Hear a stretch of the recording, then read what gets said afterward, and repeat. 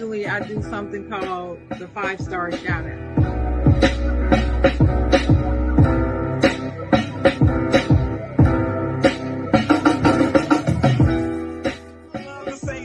I'm not gonna say it because I don't believe in it.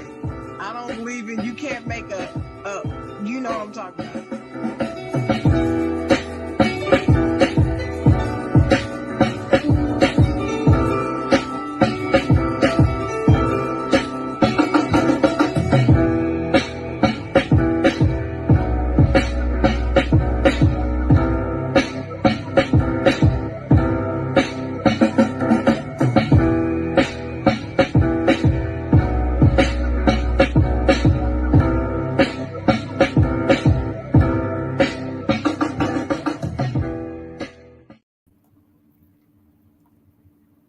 All right.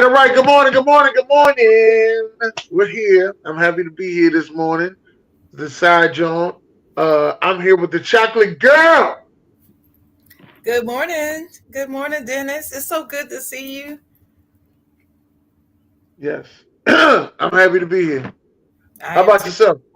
Very happy to be here. Ready for this rather serious conversation, but hey, I think we need to be the ones that have it because we're just here to help. We say that all the time and we really mean it. So I'm excited for today. Okay. All right. Well, you know how we start the show off each and every week. We ask, how was your week? So I'm going to ask you, how was your week? My week was great. I can't complain. Busy. And it's good to be busy. Idle hands are the devil's workshop, So I'd rather be very busy and almost too busy than not to have anything going on at all. So I've had a great week. Good weather. It's rather drizzly today, but good sunshine. I love sunshine, so that just feeds my soul. So it's been a great week. I talked to a couple of people I hadn't talked to in a long time, so it was good to catch up. And it was a good week. How about yourself, Dennis? Well, since the last Saturday, I went to the Sixers game on Sunday. Had a good time, even though we lost. We had a good week of work. I think it was National School Lunch Lady Week or something, or the School Lunch Lady Day. Don't quote me on that. But got a lot of thank you letters from the school and gifts. I want to tell the school I appreciate them for that. But I got one letter. Yeah, there's always that one. That said, started off the letter real nice. Dear Mr. Dennis, we want to thank you. And that's how I start off at the head. It said, open me, please. You open the letter and it said, to No Neck. We thank you for everything that you have done for us. And when I read that to No Neck, you know what I said, Sharon? What?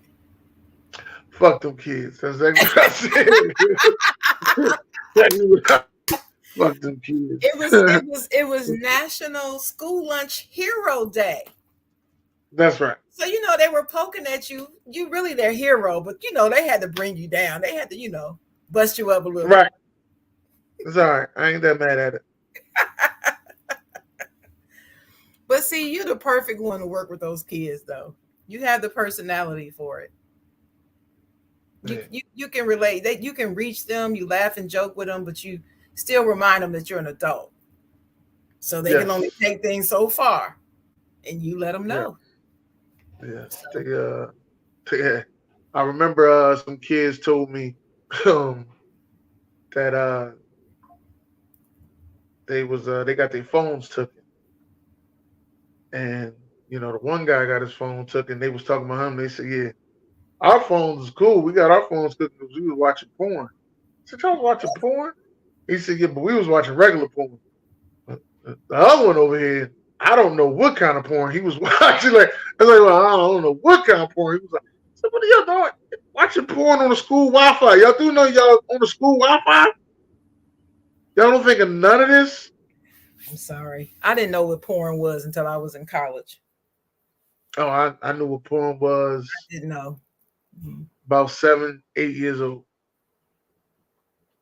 I mean, I had seen dirty magazines in the bookstore, but they always had the covers covered. You just saw the title. But I didn't know that Oh, there were actual movies of people doing things to each other. I didn't know about porn until I was in college. I didn't And know where you go to purchase the movies at. I didn't know that part, but I knew it was a porno channel when I was younger. oh, yeah, I guess there are some. Yeah. I forgot all about that. I was like, porno channel. Yeah, it's not called the porno channel. It's Playboy, it's Hustler, it's something else, some other channels. But yeah. Hmm. I don't even remember what the name of the channel was. Yeah, it's We just them. used to always say, we just always say, "What you watching? The porn channel?" Yeah, Right. That's what everybody call it, porn channel. the porn. Yeah, that's what we used No, to. well, Now they got so many names. Now, when the internet came out, it was better than the magazine. You could just be. You don't even be looking for porn. It just pop up once you started to get on the AOL. It pop right up. Remember that stuff used to pop up when you was on AOL, and yeah. just come out of nowhere with your windows. Boom, boom, boom. Yep. I ain't even Yeah. looking for none of this. Yep. And that was my first account, was an AOL account. And yes, it used to just literally pop up. And my mother didn't believe it at first until I showed her. I said, "No, mom, you could be just sitting here minding your business and something will pop up. It's not always porn, it could be anything." But so she was Anything. sitting there looking Debt over my collector. shoulder, and all of a sudden something popped up. And it happened to be porn. And it And popped she up. She just said, "Up," and she just turned her head. And I'm just telling you, yeah, that's what happens. She said, "Well, can't you block that?" Well, at the time, you couldn't block it. After No, a while, you could, but not at the beginning. New technology stuff was going wild. it was wild. It was wild. It Mhm. was yeah. Now it's considered the algorithm. You know, your algorithm. You can like what you like, and it'll just keep repeating itself. Or if you talk about something around your phone, it'll pop up. Mhm. Yeah, that's what I realized. So I try to keep my algorithm on a nice pace. Let me just say that I try. But today we're gonna have a more serious subject to talk about today. Today, um, it's something that we are all been affected by in any form or fashion. Domestic violence is a huge problem, especially in the United States. It happens. It happens more in some states than others, and among some races more than others. All right, let's first get into what it is, Sharon. You can start with your definition. Okay, so domestic violence, which is also known as intimate partner violence, battering, or spouse abuse, is a pattern of abusive behavior used in a relationship to gain control and power over an intimate partner. It happens to everyone across all races, gender, socioeconomic status, education, and sexual orientation, believe it or not. So, to get into some specific stats, every year in the US, more than 10 million men and women become victims of domestic violence, and more women lose their lives to intimate partner violence or domestic violence than any other means. Let me say that again. Women lose their lives to domestic violence more than any other means. So in the US alone, more than 55% of murdered women are killed in relation to intimate partner violence, and nearly 1 million women have been shot by an intimate partner and have survived. Mm, And this escalated during the pandemic, the COVID-19 pandemic. As you could probably right. imagine, Dennis, it shot up like 20%. Cabin fever. I can understand that. I Yeah, understand it was that. crazy. There's another stat they got out there though. Every minute, about 20 people are physically abused by an intimate partner in the United States. According to the CDC, more than 1 in 3 women, which is 35.6%, and more than 1 in 4 men, which is 28.5%, in the United States experience rape, physical violence, or stalking by an intimate partner in their lifetime. Nearly half the women and men have experienced psychological aggression by an intimate partner in their lives. Half? That's a lot, Dennis. Half? Yeah, Half. Half. half. So Relationships, you gotta pick and choose them wisely. yeah, you do. Have you ever has anybody ever stalked you? Like a woman, like after y'all broke up I've or had a woman. I've had a woman. I don't know if you're gonna call it. Okay, I've had a woman going too far. Let me just say, that. I've had a woman going too far. She's actually lied to me, saying that she was pregnant, oh, and this was going on for a couple months. And at the time, I'm taking her word for it. She may be pregnant. Um, and then I was talking to another female at the time, and she was like, "Well, you're not sure if she's pregnant?" I'm like, "No, I'm really not sure. I really don't know." And she was like, "Well, why don't you just go to her house and have her pee on the stick?" So I'm like, "Ain't that disrespectful to have a pregnant woman pee on the stick?" She's like, "No, because if she's pregnant, she wouldn't have a problem peeing on the stick." I'm like, "You sure this that?" She that's said, true. "Tell her you're coming over there for her to pee on the stick and see what she say." I told her I was coming over there so she could pee on the stick. That girl said, "Well, I gotta pee on the stick." I said, "Wait a minute. You ain't pregnant?" Uh-uh. She tried to keep it going, but I didn't listen to it no more. Nah, because it like the girl said, if she was really pregnant, she would have peed on it and some more stuff. Would have peed on it like Right, now what? Now what you got to say? you right. know what That's you got to exactly how it would have been. What's up, Corey? Top of the morning.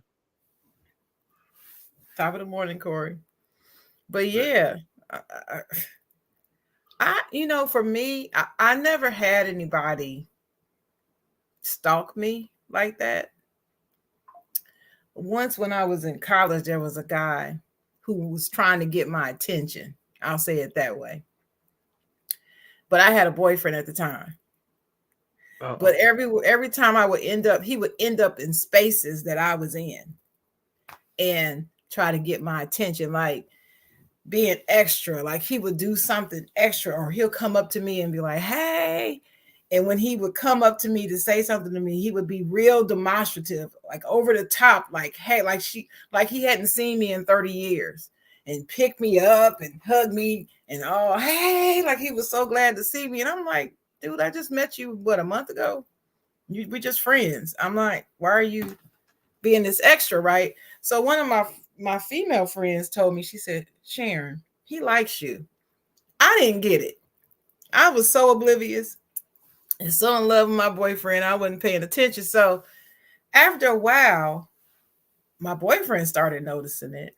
So it really became a problem then. But I started getting these notes in front of my door. So I guess would that Mhm. be a form of stalking? It wasn't really harmful, but I guess he found out where I live. I don't know how he found out because I never told him which dorm room I lived in, and started leaving notes. And the way I figured out it was him is because he put a clue in there that only he could have put. So we Okay. figured out who it was. And I'm like, "Look, I have a boyfriend. It's just we're just friends. Um, no, you know." And so after about 3 or 4 times having to tell him no, he finally quit when I threatened him because I said, "Look, you don't want my boyfriend and the whole MSU football team on your ass. So I suggested you just leave me alone." So it took that, and he left me alone. But that's probably the closest that's ever come to me, maybe. But I haven't had that Okay. experience. Luckily, luckily, and we all say what we would do if this were to happen, but until you're in Yeah, it, you because don't really know. But right. we'll get into that later. But I just wanted to say that. So I don't even know what I would have done at that age. I was only 18, 19 years old. So I don't know what I would have done. But anyway, yeah. So according to the Bureau of Justice statistics, domestic violence amounts to 15% of all violent crime. And this is approaching 20% now. I think that's an old stat. 15% of all violence is domestic violence. That's a lot. It may seem like a small number, but that's a lot. And then every year, an estimated 324,000 women are pregnant when they are subjected to violence by an intimate partner.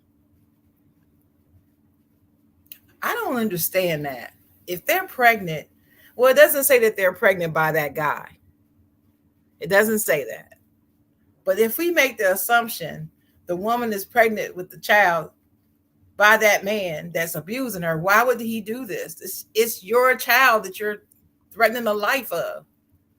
Usually, is it's a control thing. So usually, as partners, well, as they trying to be partners, not all the time you're going to agree to everything that your partner says that they want you to do. Like it may be it may be an instance where certain things you ain't supposed to be eating, but as a pregnant woman, you got a craving for this. Well, he had heard the doctor say you shouldn't be eating this, so now you like, well, I ain't listening to you. I'm gonna do it anyway. Now he upset and he gets abusive because you ain't listening. Control. Yeah, that's an example. Hmm. Or That. you might want to go somewhere Hmm. that you shouldn't be going pregnant. Usually that's another one I've been hearing a lot. You want to go somewhere you shouldn't be going pregnant. That's usually Wow. another one. Well, here's another statistic. According to a 2014 report by American Progress. Now, 2014, the reason why it's important, even in 2024, to talk about 2014's report, you're going to find out in just a second, right now, as a matter of fact. According to Jill, this, hey June, according to this 2014 report by American Progress, between 2001 and 2012, more women in the US were killed by an intimate partner using a gun than US troops in Iraq and Afghanistan combined. whoa, See, that shocked me. That shocked me. That I was like, what? Just think about this. This is the Iraq war and Afghanistan. On an 11-year span, 2001 to 2012, more women in the US were killed by an intimate partner using a gun than troops. They getting bombed, they're getting shot at, drowned in the ocean when the plane crashes and more stuff. But more women were killed by an intimate partner using a gun. That's very specific. Intimate partner using a gun. Women. Than troops. And they're in harm's way in war. We over here in America living it up, and more of us are getting shot by the intimate partner. yeah. That right there just that shook me when I read that stat. Well, But some then of a the few, reasons behind domestic violence is kind of crazy. yeah, Domestic violence is a learned behavior, by the abuser. after witnessing patterns of domestic violence from their families, friends, and societal influencers, people may develop and repeat the same patterns over time. Remember that domestic violence is never the victim's fault, no matter what. In every instance, domestic violence, a person chooses to commit abusive acts based on his or her belief system and when they can choose not to. So They it's a still should be in choice. jail. So it's a They still choice. should be. It is a choice, but they still should be in jail. Just like that Chad Weaver situation. You know, they stretched that case out with Chad Weaver, and it was what, it was almost 2 years Yeah, before he finally got. it was 2 years. It was 2 years it was 2 years almost to the day. It's 2 years. Like 2 years and just under 3 weeks under 2 years. I think it was 2 years to the day that he was sentenced. That's what it was. 2 years to the day that he was sentenced. Mm, that's crazy. And it took nearly 2 years. It was December of 2023 when he finally got convicted. And he just got his sentence in February or January. One of those 2 months. 2 years later. I mean, he beat her. I mean, and that was the first and only incident they ever had. But that can pop off. I'm just glad she reported it and got away from him. Yeah, and I'm glad she survived. Yeah, that But too. it's some people out there though, Sharon. Those are the kind of relationships that they want to be in. Sometimes. It's not a lot. It's not a lot. But it was weird to me when a girl asked me, "Well, how come you don't get mad? And how come you don't, be angry or want to fight and nothing like that?" Who the hell does stuff like that? I'm trying to figure out who does a. She's And probably she was used like, to it. "Well, She that's what was she used to said." it. And so That's over what she said. time, sometimes when you're depending on how your self esteem is, one, and two, what you were used to seeing when you were growing up, whatever your frame of reference was with parents or older adults in romantic relationships, whatever that looked like to you, you expect to see that when you get in it. And you didn't give her what she's used to. So that's why you were like a unicorn to her. She wanted to ask, what's wrong with you? Right. You know? But like it said, like this said, I want to emphasize this. People may develop and repeat the same patterns. Well, it's the same thing with expectations. If you saw this when you were growing up, then you expect when you get older, this is what normal is. And so that's probably why she asked you that question. But Yeah. the thing that we want to emphasize though, Dennis, is it's not the victim's fault. It's not. Domestic violence perpetrators always want to say he or she knows how to push my buttons. That's the most common line that they say. They push my buttons. It's still a decision. It's not their fault. I don't care how many buttons they push. You don't have to put your hands on them. Yeah, I seen some girls go from a domestic violence to a domestic violence to a domestic violence. Yeah. And I've seen some of those guys that supposedly domestic violence. Well, I've seen the guys that domestic violence them go to different relationships. They don't they don't do those indifferently. They was only doing that to them certain girls.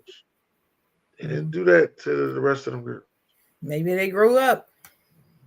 Maybe they grew Right? up, realized their mistake. Thank God. Yeah, that's what I was saying. And then sometimes I'm just sitting there like, maybe this what that girl like. That's what I was just sitting there thinking, like on both sides. It's sad, but how is it that everybody you meet is domestic violence, but then when they go to different relationships, they ain't the same like that? And then, and while you're in a relationship, it gets worse. It doesn't get better. So why would you look for that again in your next relationship? You're right, because it always escalates. It never stay. Abuse doesn't stay right here the whole time. It always escalates. Right. You know what I'm saying? So let me just say, let me talk a little bit about that. So over the course of an abusive relationship, it's common for the abuse to escalate, and many times the survivors themselves experience something they never thought their partner would do or even could do. You often hear the victim say, I never, or his or their family, they'll say, I never thought that he would ever do that to her or anyone. He's never hurt anyone. You hear that all the time. But escalation means it's the process by which controlling behavior becomes more frequent, less disguised, more damaging, and closer to lethal over time. It's when the abuse gets worse, either gradually or slowly, when the abuser escalates their power or control over you, and you no longer can deny the gravity of the situation. This is usually where they're at before they decide to leave the abuser. That's it. I can no longer deny the gravity of the situation.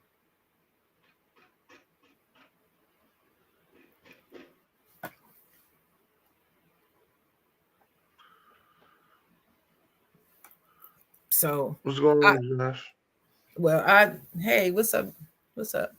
Hey, I just it's all disturbing for me. But anyway, but let's talk about what traits or external factors that you can look for in people that might indicate them that they might be a little violent. So, according to the American Psychological Association, these are some of the factors that can increase a person's chances of becoming an abuser. People who are jealous and insecure, they often treat their partners as property, they talk down to them as if they're not equal partners, and do not give equal weight to their individual freedoms as much as their own. They're usually low income, low academic achievement, and lower in age. Those are, more than likely would be predisposed to being an abuser. Aggressive behavior as a youth. So when they were young, they were aggressive and mean, and now they grow up to be an abuser as an adult. Heavy alcohol and drug use, depression, anger issues, just hostile people. They have a prior history of being physically abusive or witnessing physical abuse in their past, more than likely to repeat it again. Belief in strict gender roles like male dominance and desire for power and control in relationships. That's what you said, Dennis, about the control. People who tend to be controlling often fall off into violence and domestic violence. And also, this is the sad part, people who were victims of child physical or psychological abuse, 40% of them tend to experience domestic violence themselves or perpetrate it on others. That is so sad to me. So when you've got these no good parents out here who shouldn't be parents abusing these children, they're creating candidates for domestic violence perpetrating. It's sick, sick, sick to me. That's And then, some people take it out on the kids because of what happened with them, yeah, which is sad. But that's what happens. And then some of them take it out on their intimate partner. What happened to them as a kid? I was abused, so I'm gonna abuse you. Rather than getting help, they're just releasing it on their partner. And they don't sometimes they don't even realize they're doing it. This can be a sad situation. yeah, um, But those who oh, perpetrate the domestic violence are kind of similar to those who are often victims. So, Dennis, you could talk about the victims, who's most often to be victims. Hey, hold on. Josh said, "Is narcissism hereditary?" I don't know about hereditary because I know some narcissistic grown-ups who had some children who ended up not being that way at all. It's kind of like is being an alcoholic hereditary? Well, sometimes it can be influential, but it's not necessarily hereditary. Hereditary I is got like, I got a joke that I say that mm-hmm. being a hoe is hoe hereditary. That's what I say. I used to be like, oh no, that shit you doing is hoe hereditary. That's a long line of hoe shit you do. That's what I would say to him. And that's male and female hoes, y'all. Just for the Yeah, record, yeah, y'all. yes it I just is. want to make sure y'all understood Dennis clearly. He means male Yeah, and female, not just the male women. and female. Get that out your mind. Because somebody out there listening was thinking that, Dennis. I just want to let you know. But go ahead. Yes, sir. Okay, I'm glad you cleaned that up. Glad you cleaned that Let up. me clean that up. And last one from Josh. He says, "So is it a learned behavior?" I would think so. It I can would be. think so, Josh.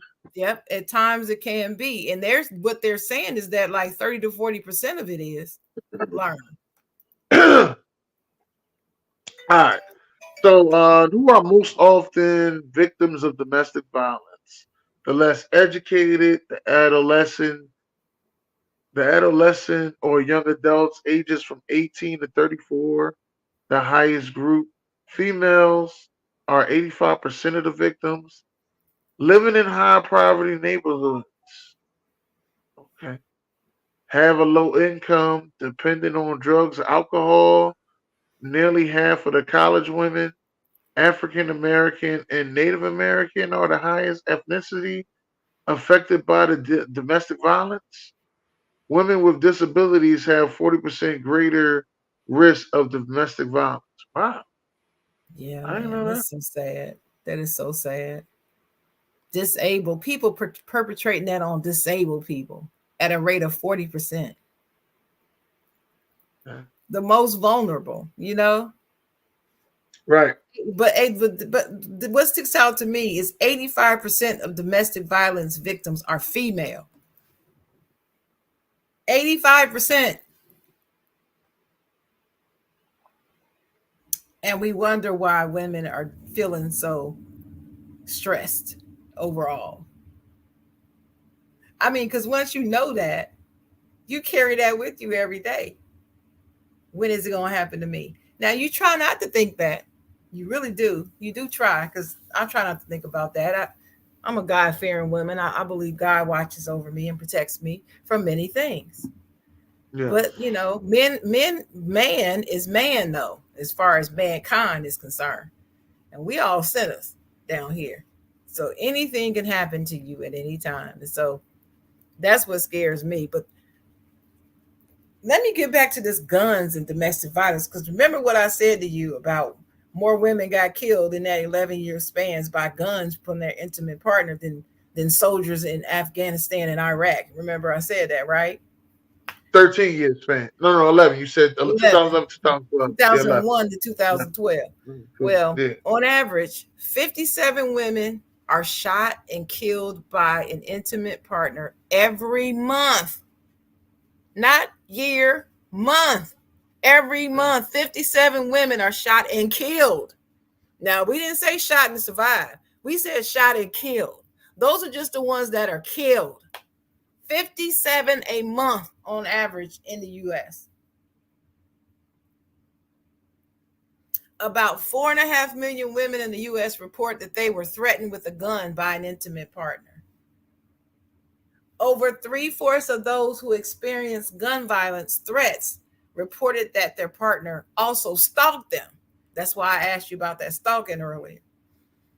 And then women in intimate relationships are more likely to be killed with a gun than all other means combined.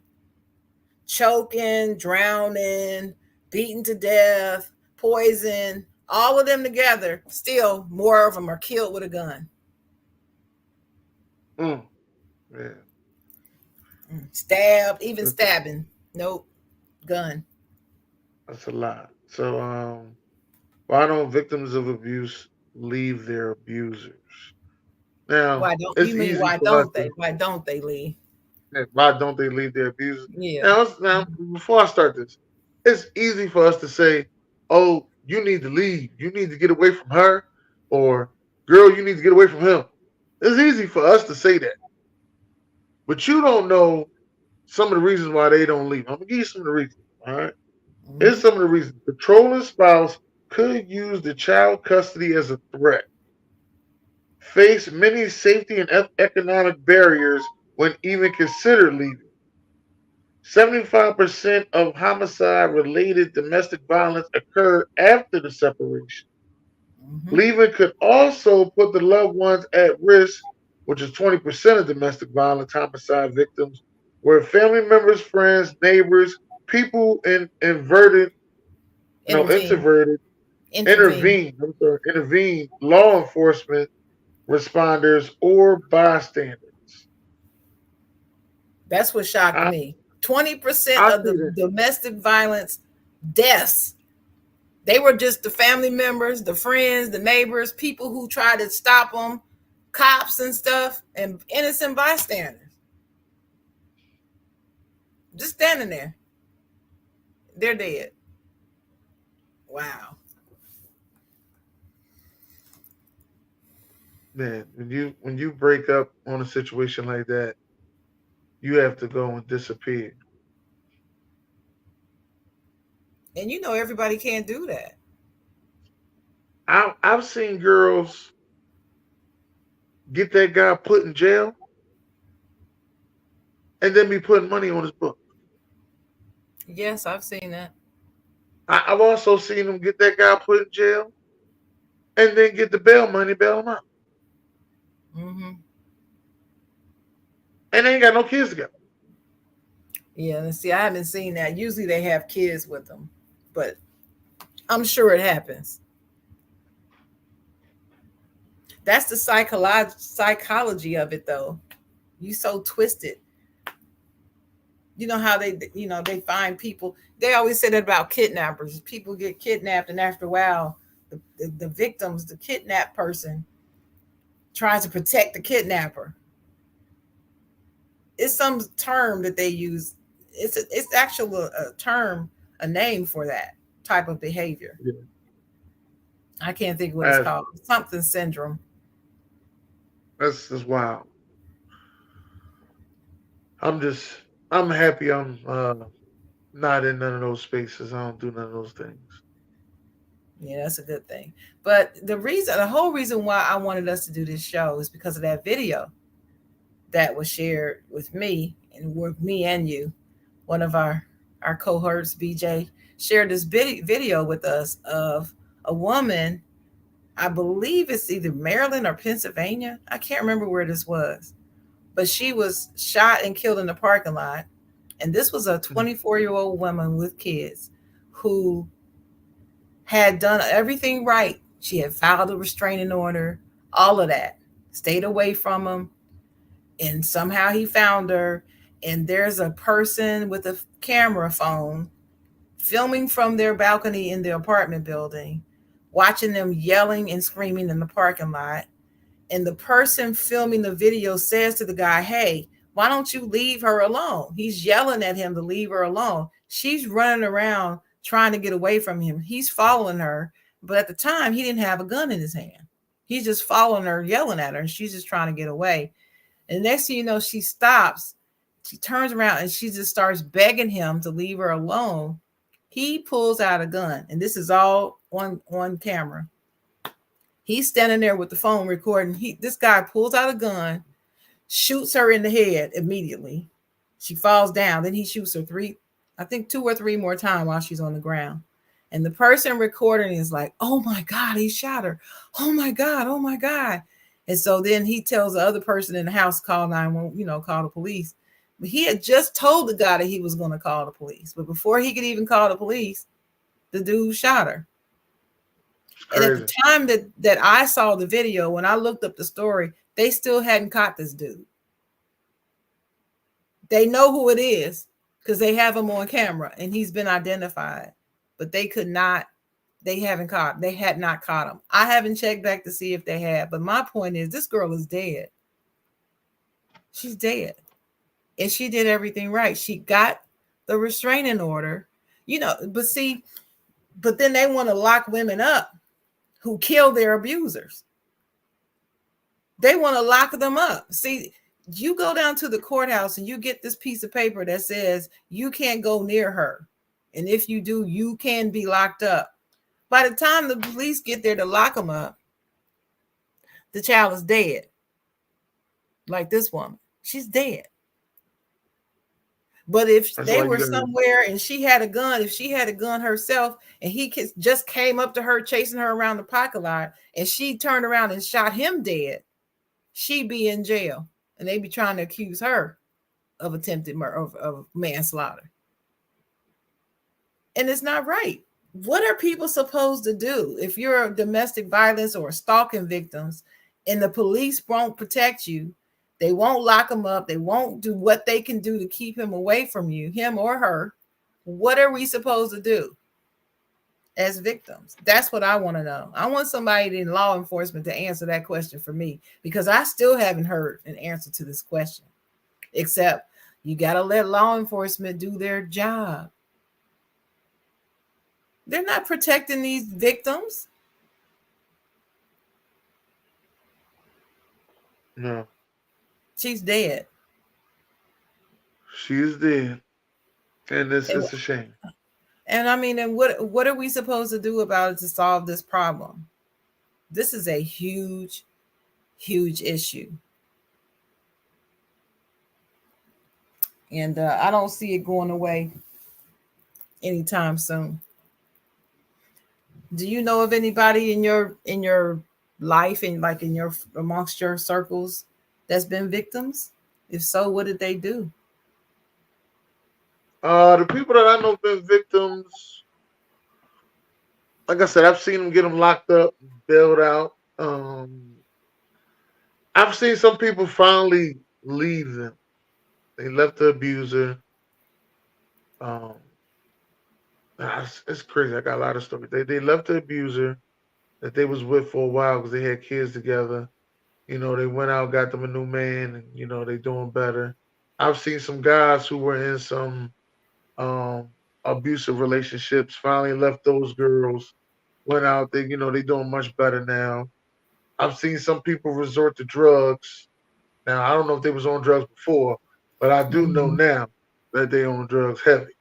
Let me just say that. I don't know if the domestic violence made them go to drugs, or I don't know if they was on drugs before the domestic violence. All I know is they on drugs heavy. That's what I do know. And I know a couple of domestic violence situations started going crazy because of cheating in those relationships. I know those for sure. And I know when I was younger, I knew a guy that he ended up killing himself over a girl. And I know another guy that killed his girlfriend, his old girlfriend's new boyfriend. What? Yeah. What did he kill the boy? I mean, that's just Yeah. twisted to me. She didn't put him up to it, did she? No, no, no. She moved on. She was done with it. And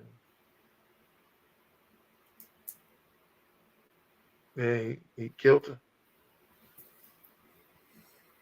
So here's my question too. Another reason why I wanted to do this show, because recently O.J. Simpson passed away, and I hate that when I think of him, I do think of domestic violence sometimes because of the history between him and his wife Nicole. And the Browns was a tight knit family. Nicole Brown, her family, they were tight knit. But all these times when she was having these incidents where she had to call the police and said OJ was hitting her and all that stuff, the family knew, but they never did anything about it. They never intervened. They never like told her, try to get her away from him or anything like that. And I said to you, you know why they didn't? It's because of the money. They didn't want to stop the flow of money. Her dad had a deal with OJ. He made money through the deal with OJ. OJ would break them off money, take them on trips, pay for everything, do all kind of stuff, fund their businesses, all kind of stuff on the Mm. regular. So her family, while they were supposedly so disturbed by the abuse, they never said anything or did anything about it. Nobody ever went up to the police and secretly reported it to say, hey, this is true and I'll testify. Nothing like that. Nothing until she's dead. And then all of a sudden, they want to be the face of anti-domestic violence. Now that she's dead and he was, going through his trial. So I never thought a lot of that, but it brought to my mind a question that I wanted us to talk about is if we had a family member, especially a close one that we knew was being abused, what would we do? Would you do? Now remember, 20% of the victims in domestic violence situations is just bystanders or people who intervene. They're not even the person that was being abused. 20%. But before I knew that fact, that data, I think about what would I have done. So, as you know, I have a sister. And if I knew my sister was being abused by her husband, what would I do? If my mother had been or any other relative, if I knew, what would I do? What would you do? Have you ever thought about that? I'm getting them out of there. I'm getting them out of there.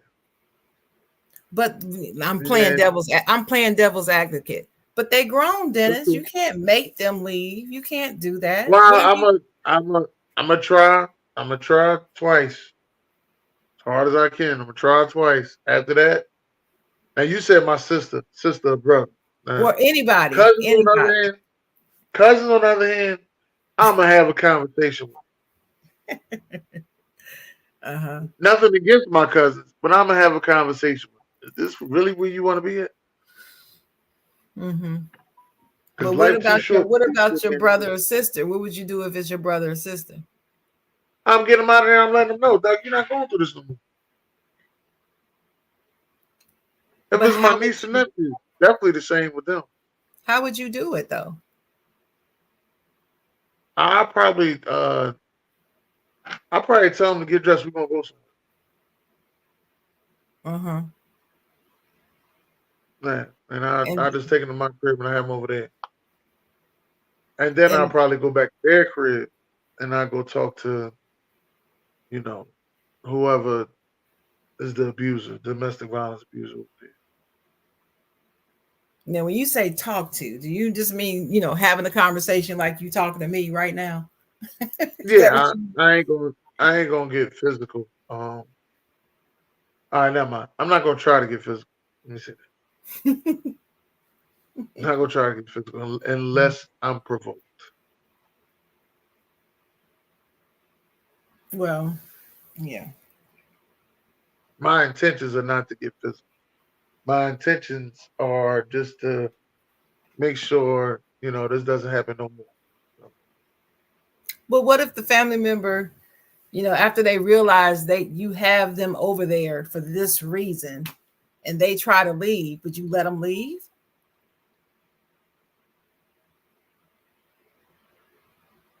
if they try to leave and they go back to them, then that's on them. I ain't.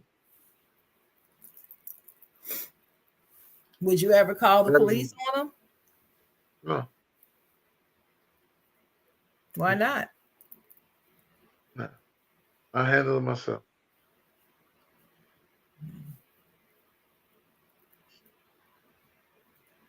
Interesting.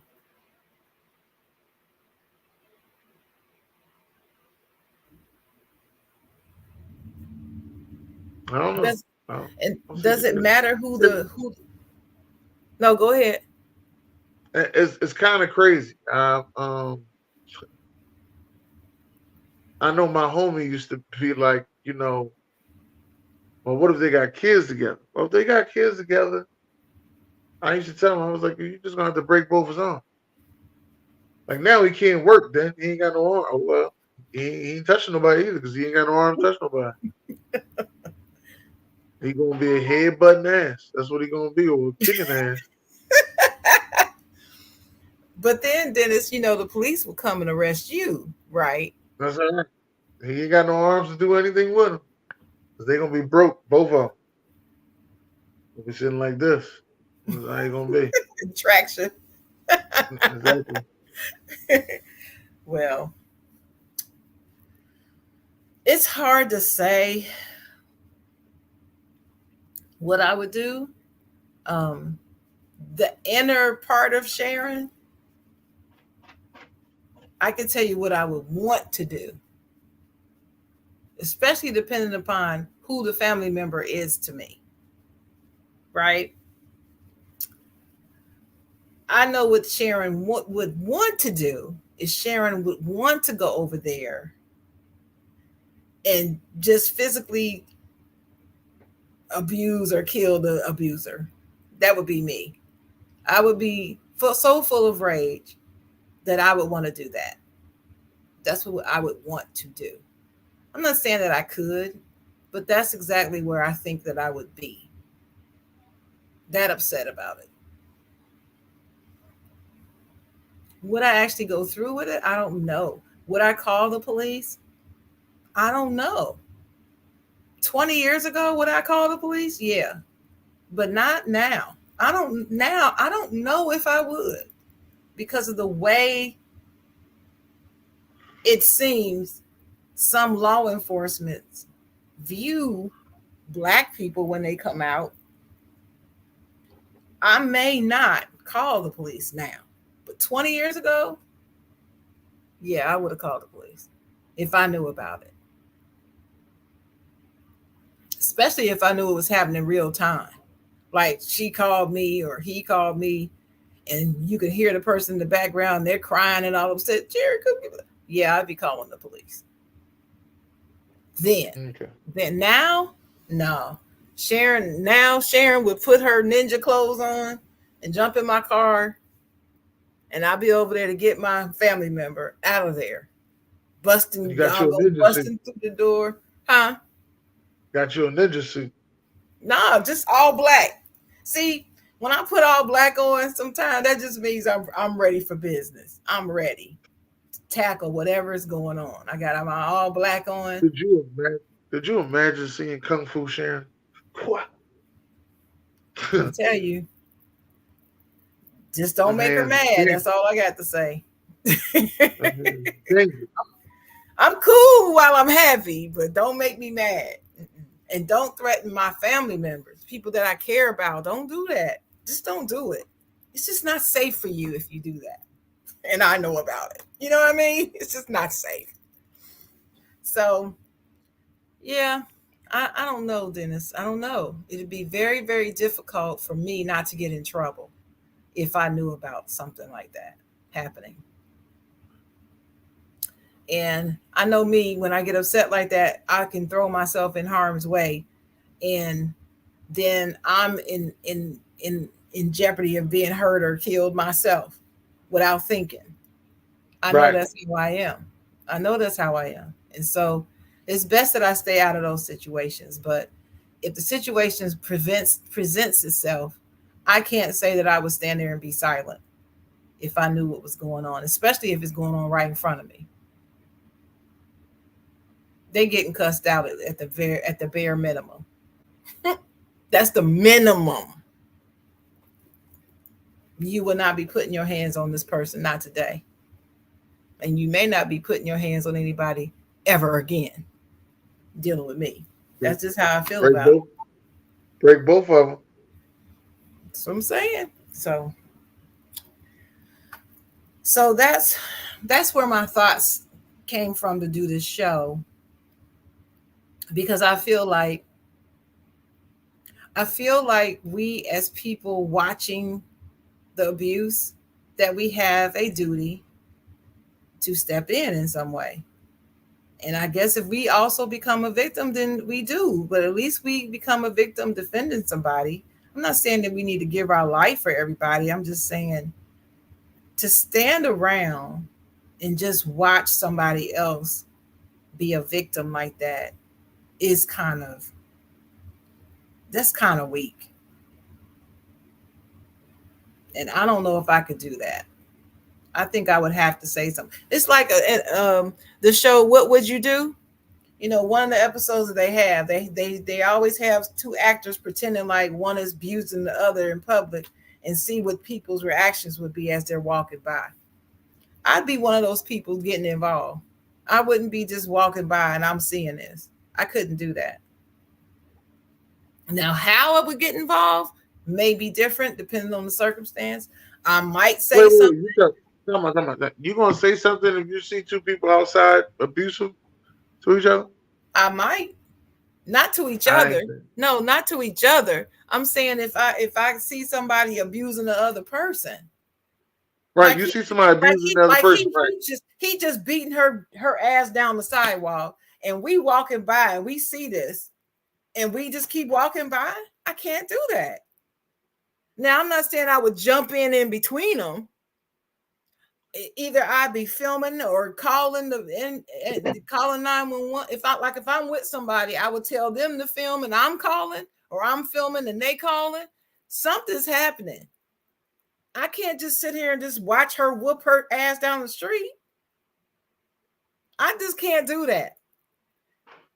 And I know where that stems from is abuse when we were kids, and being bullied, like being bullied as a kid. And people would see me being bullied and not say a word. That used to piss me off. And it just changed me. It just had me saying I would never stand by and watch somebody bully somebody. So that's just where that comes from. Okay. All right. Now Well, you are you saying that you would not? I don't know what the circumstances is. I don't know if I'm jumping in there to that. I jump in there to stop the abuse. Both of them whoop my ass. I don't know. I don't know if I'm sitting there doing all that. I don't know. Yeah, I don't know You if I'm trying to getting stop I her? don't know if I'm physically gonna get in between them. That's what I'm saying. I don't think I'm gonna do that. But I might say something. Like, man, what are you doing? Do you know the police is coming? Or something. Do you know all these people are watching you on film right now? And we about to put it on the internet. Do you know this? Something like that. You know something. Because sometimes it'll shock them in the stop. Well, I don't know. We could go down a whole rabbit hole of what would happen if this we Especially, would do that. It's hard to especially say. depending on, especially depending on what neighborhood we in. Cause Yeah. I'm just thinking about somebody coming out of Walmart and they physically abusing their girlfriend or their girlfriend physically abusing their boyfriend. And mind you, there's a lot of people in the Walmart parking lot, and ain't nobody saying nothing. Right. Right. I'm supposed to be the hero. Well, maybe so. It takes one. It Yeah, it take always one. takes one. It only takes one. Now, if I hear a lot of people saying, "Hey, you need to stop," then it's different. Now it's but I'm the only one that say that. I remember. Do you remember when they had when the that guy blew up the Boston Marathon? You remember that? It was two guys, I think. I think it was two guys, I think that happened in like 2012, right? something like that. And they blew Hmm. up they set off a bomb at the Boston Marathon, killed and injured all those people. And one of the guys I think was killed.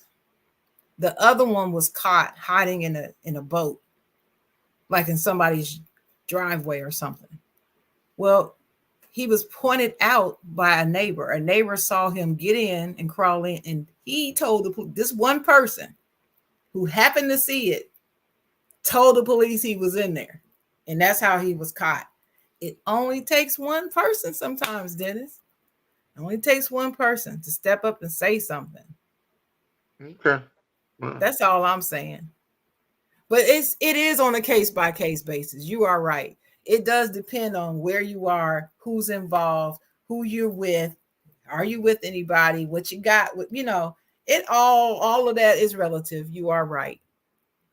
That's why we can't say 100% what we would or would not do. Not 100%. Because I'm just sitting here on a podcast talking to you right now. It's not happening in front of me right now. So I don't know what I would do, but I know what Sharon would feel like she would want to do at that time. I'll say it that way. Yeah. And it would be very difficult for me to stand by and not do anything at all. Yeah, I understand that. Okay. All right. I And understand. does it I and does it make a difference if you see an adult abusing a child in front of you versus another adult?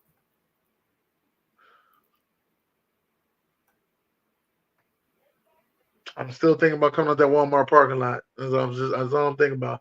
And I'm the only one that see this. There's a lot of things going on in that Walmart parking lot. Let me get that out the way. Well, but All if you right. think about it though, there are times when you get out your car and you're walking in Walmart and you look around, nobody's walking in at the same time. You don't see anybody. There are times Walmart, Well, Target, I'm gonna tell you. Macy's, I'm gonna wherever tell you you're why I'm going. saying this about. I'm tell you why I'm saying this about this whole uh, domestic violence situation or the issue. I'll tell you what I'm saying about this. Mm-hmm. Those cameras outside of Walmart, those cameras go to a 5 mile radius. I know Yeah, this because I worked yeah, at Walmart. right, Those cameras go to a 5 mile radius. So if you steal something from Walmart and you get in your car and you drive off and get to the highway, they can see you get to the highway. They right. know what car you got. They know everything. I Mhm. always tell people this all the time. They know this. So whatever's going on in this parking lot, Mhm. LP need to be there before I do. Let's get that out of the way, all right? They need to be there before I do. Yeah, So if something's going if on in this the parking cameras lot, are working, if they're working, oh, they work. They work. oh, Them not all the outside time. cameras. Oh, not Oh all no, the no, no. time. Oh, They work. They were, and if they not working, I'm gonna go knock on the door. Hey, go outside and handle that. That's what I do. I got you well, right. That's what I do. that's Go what I outside and do. handle that. Yeah. That's what I do. Okay. I know I you can see see it. that. Get your ass outside and handle it. Well, the only reason why I And it's, say but here's the crazy thing though, Sharon. And then uh, every Walmart is usually around the center mall, and then they got another security guard that's driving around. I know you see it. I maybe. only can say this about Walmart. Now I can't say this about anything else. I can say this about Walmart. Every Walmart got security driving around, and they got LP there. Then they got somebody at the door. That's three heroes that should be doing their job. Call somebody, do something. Well, That's what I do. not to beat up on Walmart, but there's a Walmart near my house that whose cameras were inoperable. They had just become inoperable like days before this incident I'm about to talk about, right? And they hadn't gotten them fixed yet, right? Now, before you say they could have been lying to me, no, I definitely found out that that's the case from a very reliable source of a person that I know involved in law enforcement. So they were not telling a lie. That literally is what happened. And they had the work order in to get it fixed, and they hadn't gotten it fixed yet. I get out of my car. I told you about this. I got out of my car one night going into Walmart on the rare occasion that I ever go to Walmart, but I had to do some grocery shopping late at night, and they were the only 24-hour grocery store in my neighborhood. So I went, and as I'm This walking one for the word. into Walmart, this guy in this black truck was revving his engine, intimidating me, and then he yelled the N word to me out the car window. No, he said, "I almost hit you," because he said, "Luckily, I." He said, "I'm sorry, I almost hit you. I couldn't see your black ass." And then he said the N word, and then he drove off, and I was standing there shaking. That shook me up. That shook me up. It was a long time before I went back to that place ever again for any reason.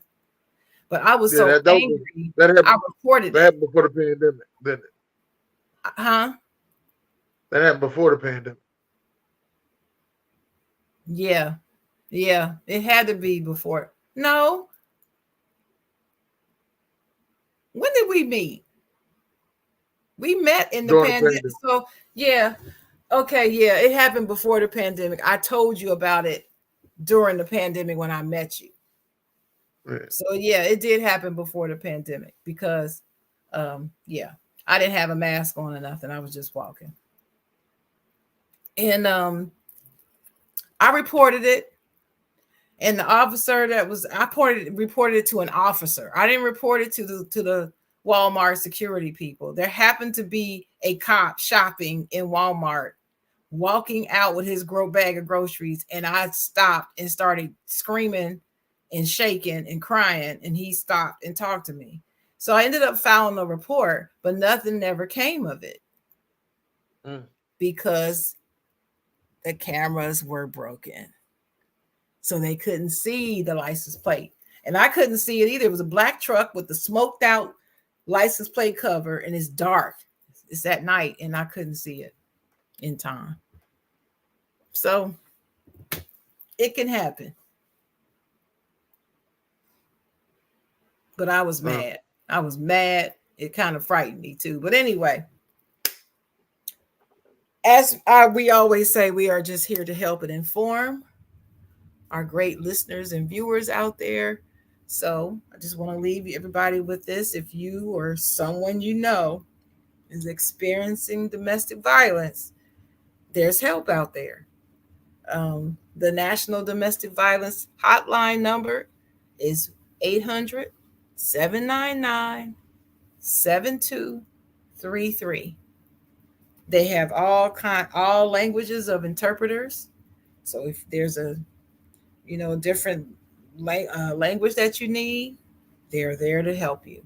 Again, the National Domestic Violence Hotline number is 800 799 7233. yeah. Um, I'm gonna end the show today on a lighter note. Now, yesterday I went to my daughter's. Well, it wasn't her dance, but the school had a dance, which it wasn't a school dance. It was the 12th graders prom, but they invited all the kids to come, and I didn't know that. So I was one of the chaperones that went.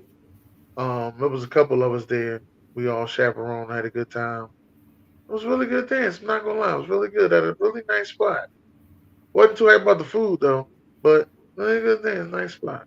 Uh, can't be That's eating all cool. everybody's food because everybody don't put no seasoning to their food. Like, they cook food like it's for the nursing home, man. All Did right. they have potato salad? No, no. They had mashed potatoes, which Oh, was okay. safer.